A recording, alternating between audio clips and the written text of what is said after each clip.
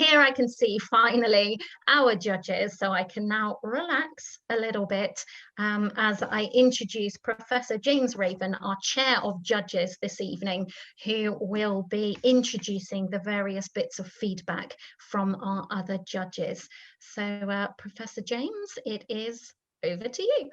Well, thank you so much. And I'm sorry if we've been a little delayed, but the consequence of, or rather the reason for that, is because, of course, it was such, as you will have seen, not only hugely enjoyable, but an extremely close competition.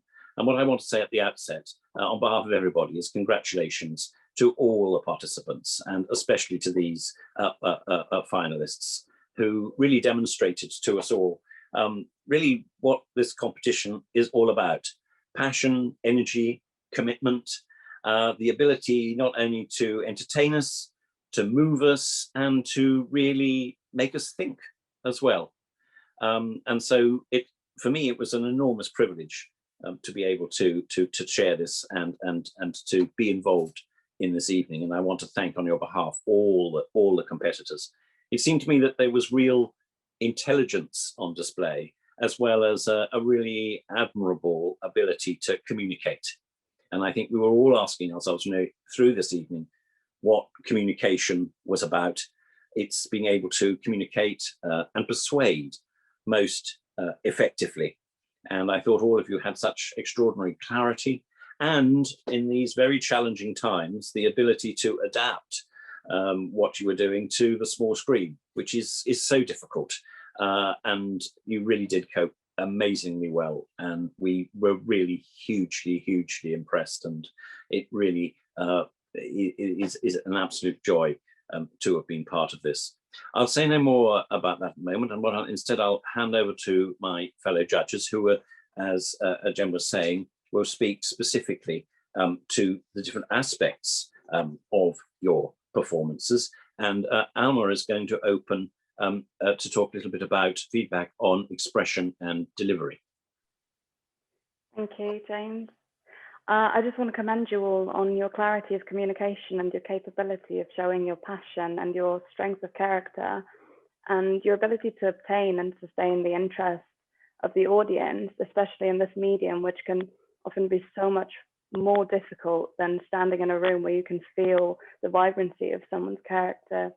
But you all managed to adjust, and you grabbed the attention of the audience, you made strong impressions, and this competition continues to solidify my faith in the future of humanity, really, to see all of you from all over the globe. We can't be in such bad hands.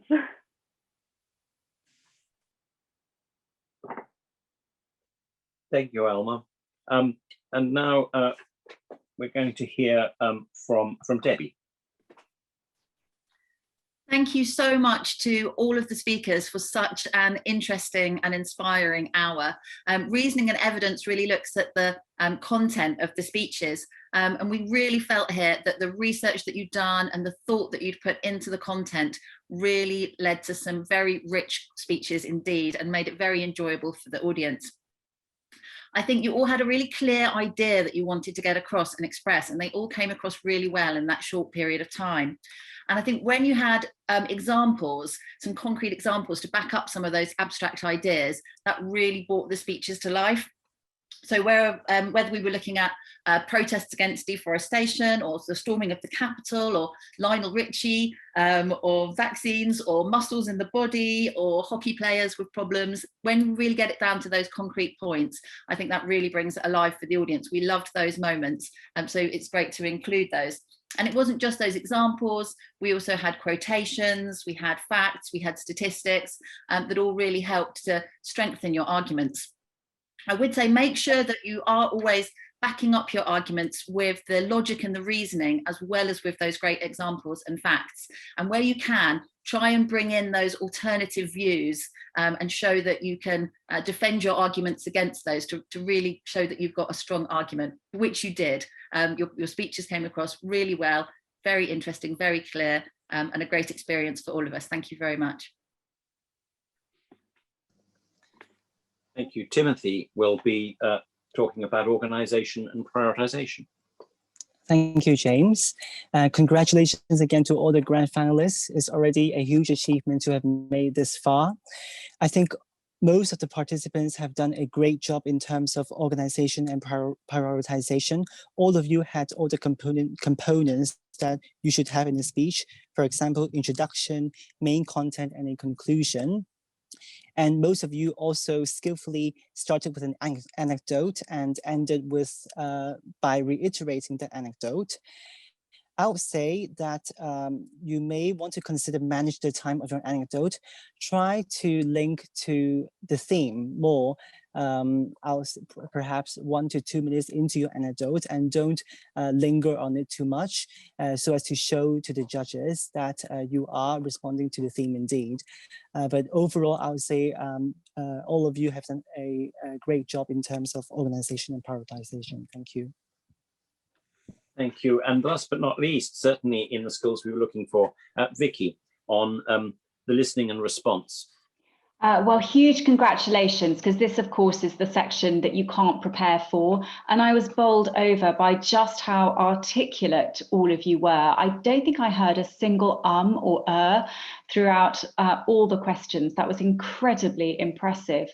What I also found really impressive was the way in which you used it as an opportunity to demonstrate that you had lots more further knowledge that you wanted to share with the audience, which made it seem as if you had all this knowledge stored up in your brains that you could wheel out off the cuff, and that just made you seem so self-assured and on top of your brief. So really, really well done. Just a couple of things that you might like to think about for the future. I suppose even if you've heard that question before and you have a well-honed answer to it, think of your Q&A sessions as an opportunity to perhaps demonstrate a more natural style to engage with the audience. And I really liked the way in which you bought yourself some thinking time by thanking the questioner, but just perhaps think about a variety of different phrases that you might be able to use when thanking them for their question. But overall, I thought this was a hugely impressive part of the competition. So very, very well done. Well, as you can tell, we were hugely impressed, and do think of everyone as being winners, really. It was so close, and we had the greatest difficulty really in choosing a winner between you. And in addition to what's been said, I find it quite extraordinary, quite amazing that you are able to speak to us in a language which is often not your first language, and to do so with not just simply fluency, but to be able to accommodate colloquialisms, as well as very concise and wonderful use of language. And the expression at times was really beautifully done, and you were able to communicate your ideas with such a sincerity as well as enthusiasm. So many congratulations to everyone. But there has to be a winner, and I think I'm right that this is the stage that I now announce who that winner is, and it is Pavit from Malaysia. Congratulations, Pavit. Would you like to join us on screen and perhaps say a few words, as I think you're here somewhere? There you are. Fantastic. It's very late where you are. Thank you. Would you like to say a few words? I'm so grateful. I've been praying and practicing. So to be given this opportunity to represent my country and to be chosen as the winner, I am very grateful. It's been so amazing to compete again, to compete alongside with speakers all over the world. I mean, now it's like 2 a.m. in the morning. So it's a really fantastic experience for me. Thank you so much. Thank you. Thank you very much, and congratulations. Well done, and for staying awake for such a long time. So, ladies and gentlemen, now I am going to pass over to Jane from the English Speaking Union, Jane Easton, who is going to give our vote of thanks.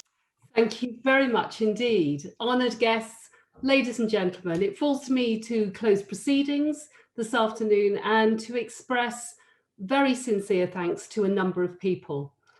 This competition is so vitally important, as we've heard. It allows all our international English-speaking union friends to come together in support of the hundreds of thousands of young people who enjoy debating, public speaking, and cultural exchange throughout the world. And all of the national winners have represented themselves and their countries and their regions wonderfully well. So my first thanks are to all the participants and to the international ESUs and our partner organisations for helping to make this happen. Throughout this week of online activities, we've benefited from the expertise of a number of judging panels, and I should like to thank everyone involved there. And critically, behind the scenes, alongside our ESU staff, we've had the technical expertise of Anthony Harris, one of our volunteers. Thank you, Anthony, so much. I'd like particularly to thank our judges for the final today, to whom you were introduced earlier and from whom you've just heard. So to James, Victoria, Debbie, Alma, and Timothy, thank you so much. And Jennifer for guiding us so beautifully through this event. ESU volunteers have been integral to the success of this competition. We thank all of you for your commitment. We also encourage all the participants here today and those who have taken part in the competition to consider how you can become volunteers and ambassadors within your own countries and within your own regions to promote the opportunities offered by the English-speaking Union. This is a really good opportunity to pay tribute to everyone who's spent the last 15 months or so working to support young people with their spoken communication skills. Such vital work and never more needed.